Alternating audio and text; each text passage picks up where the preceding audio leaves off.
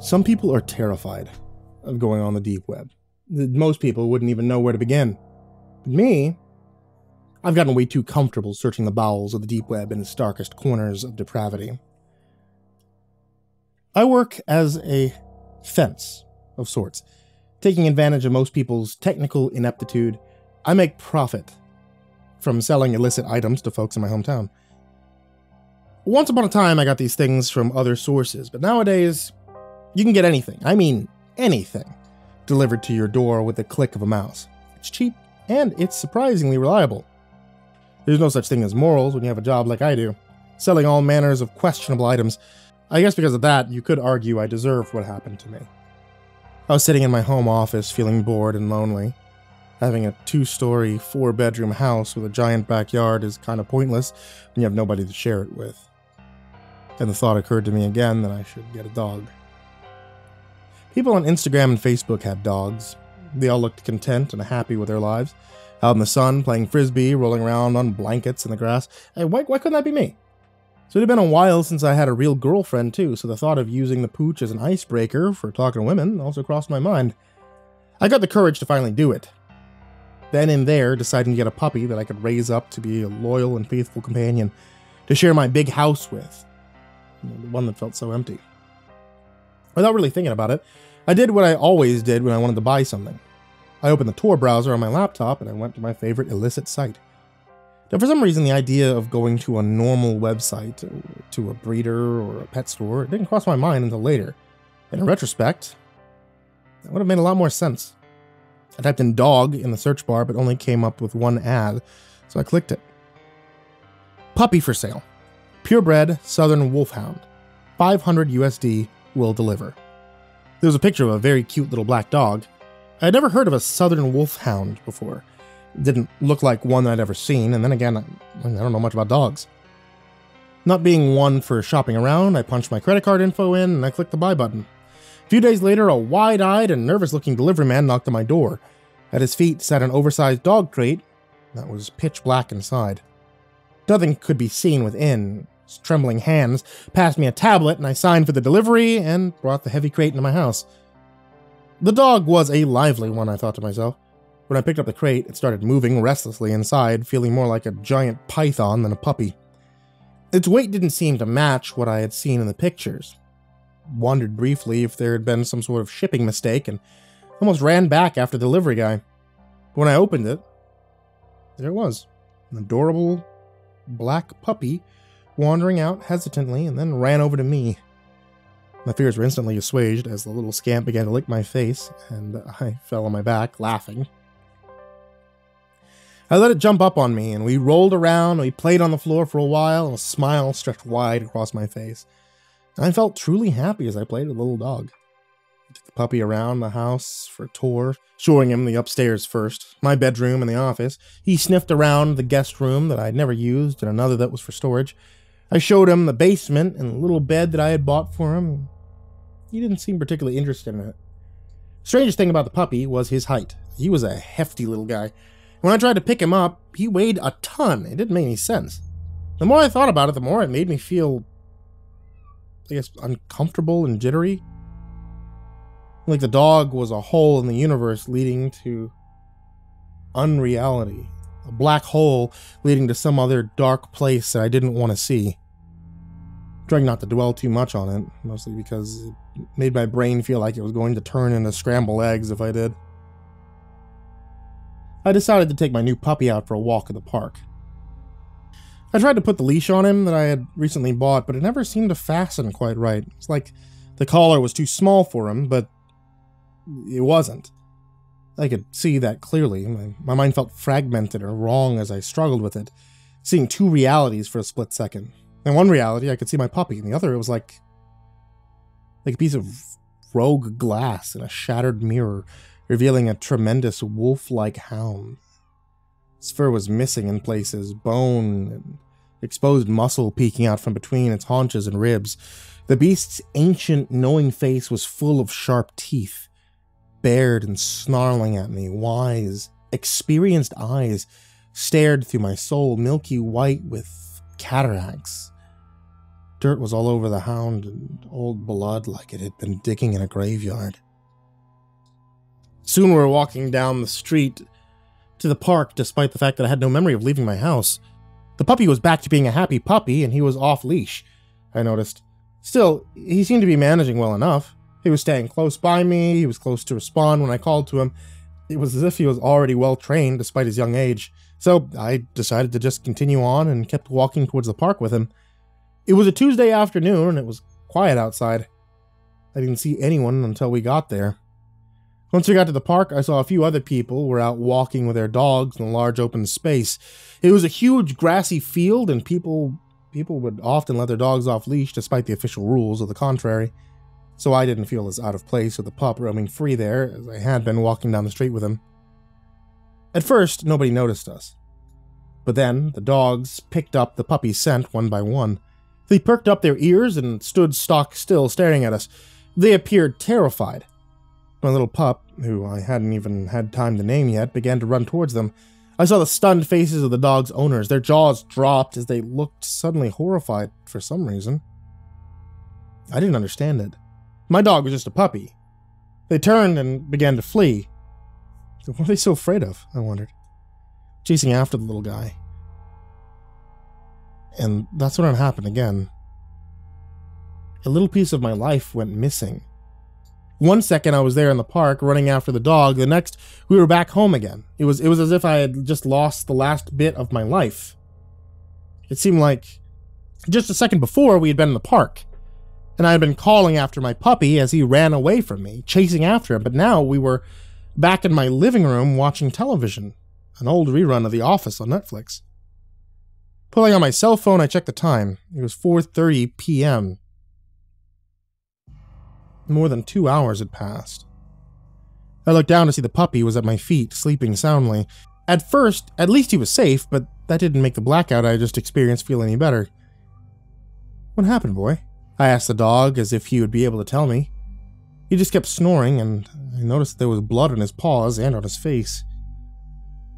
Feeling more scared than I had been in a while, I tried to recall what had happened. Nothing came back to me, no matter how hard I searched my memories. This had never happened before, and it really frightened me. I hoped my memories would come back to me, but they never did. Worse yet, over the following weeks, it happened again. And again. Every time I left the house with the dog, my life would seem to disappear. Time would disappear. I would step out of the door, then find myself immediately back inside, with hours missing from my day. The blank periods would be longer and longer, and after a couple of weeks, I was missing up to 8-hour chunks from my life, which I could remember no details from. It seemed to always be when I left the house, so I started doing that less and less, hiding indoors, never leaving my home. I ordered my grocery delivery, and I became a hermit. The puppy seemed content, though. He was growing at a rapid pace. Despite the fact that we spent all our hours together, even I could notice the changes. Overnight, he seemed to sprout up a couple of inches. Every morning, I would see he was bigger than before.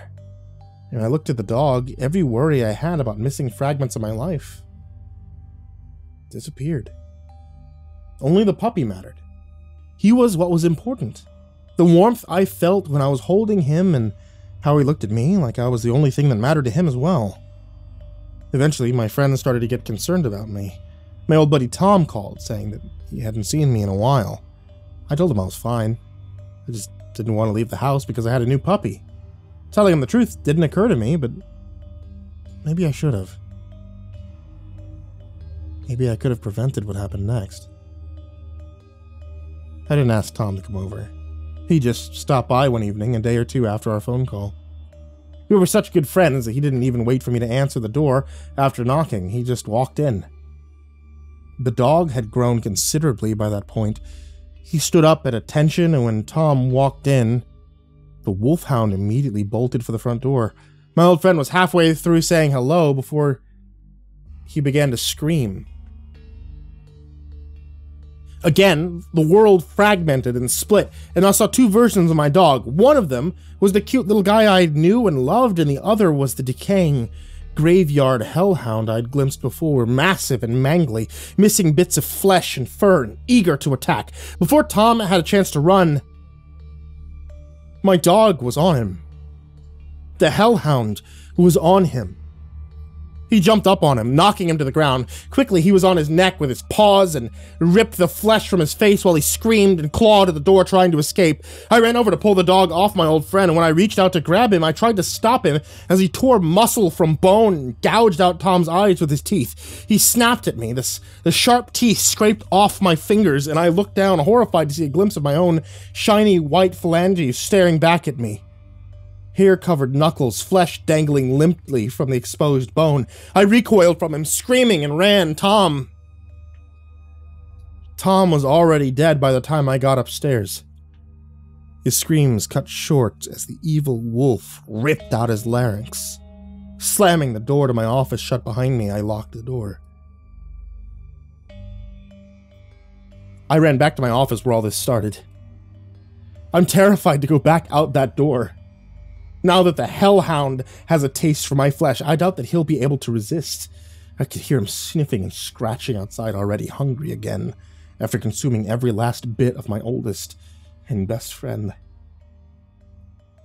There wasn't much to do other than to wait for my inevitable demise, so I decided to browse the dark web again. I wanted to see something. I went back to that same hidden site, navigating through a series of back doors to get there, clicking several icons hidden in obscure websites. Once I arrived, I typed the word dog into the search bar again. The exact same ad came up, identical. Puppy for sale. Purebred, Southern Wolfhound. 500 USD. Will deliver. This time I decided to send a direct message to the seller, somebody named Lycan. Hey, I bought one of your dogs and it just killed my friend. I'm pretty sure it's eating my memories too. The creature you've purchased is no dog. It is a Vrykalakas, an undead creature which can sustain itself on flesh and blood, like a werewolf zombie, kinda. Sounds more like a zombie werewolf to me. Can I please have a refund? No, all sales are final. Lycan has exited the chat. And with that, he disappeared back into the ether and left me with the beast scratching at my door, trying to get in. It won't be long before he gets through the door, I'm sure. And when he gets in, I'm not sure what he'll do. But I've got a pretty good idea.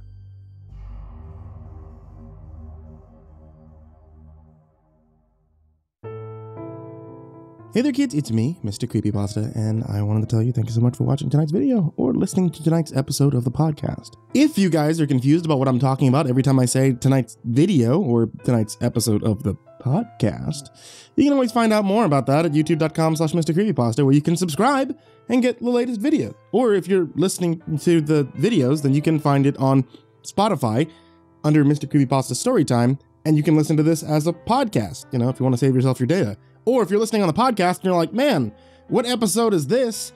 I don't know how to find more of this or what came before it. Check out the YouTube. There's full playlists of all the series, and they go years back, which I can't do on the podcast, unfortunately. And like always, I want to give a big thank you to all of my supporters on Patreon. You guys, as always, are the real MVPs. And I really appreciate it. If you guys want to join them, you can head over to patreon.com/MrCreepyPasta and see all these cool, fine folk that I'm about to mispronounce the names of here or in the description down below. People such as Jacob Schaefer, Zach, Jordan Alexander Sanchez, Brian Ars, Ken Lando Higuchi, Bobby Karman, Tristan Pelton, Chase Burnett, Diana Kraus, Melancholy Corpse, Hollow Zero, Ferb, Harley, Tainted Raven, Katie Birch, Sashi Suzaku, Katrina Beisel, Kayden the Spooky Boy, Zane Nightshade, MyBodySoundsLikeRiceKrispys, Ashwood, Lord of the Weebs, Jay, Miss Xandra, MrUnsettlingSpaghetti, Eurogore, Tsuji Campbell, Marco Takes Dabs 420, Stricken, Azurine Fox, Robert White, Andre Garcia, Snails Brennard, Legit Quad Feed, Fried Chicken 12, James Bruce, Chris Levins, Freddy Krueger, Tyne Annie, 1-800-Nightmare, Unknown Nobody, Michael Scarborough, Infernal One, James Lowe, Lisa Cottrell, Jimbo the Hutt, Caspian, Jordan Els, Hades' Nephew, Tater Chip, Acid System, Prozac and Pancake Appreciation Society, Cryptic Nightmares, Brennan Wright, Someone You Love, Kiwi the Sloth, Tommy Green, Liam Newman, Sky Harbor, Caleb Dougal, Nina Smith, Nico Kaio, Rafael Rodriguez, The Ginger Bros, Aaron Stormcrow, Daniel Polson, Trace Miles, and Corey Kenshin. Thank you guys, as always, for supporting the channel. You're all wonderful. I love every single one of you guys. For real. You guys help me out so much, as well as everybody down there in the description below, as well as everybody else who watches and subs and does everything else with this channel. Thank you guys so much. And as always, sweet dreams.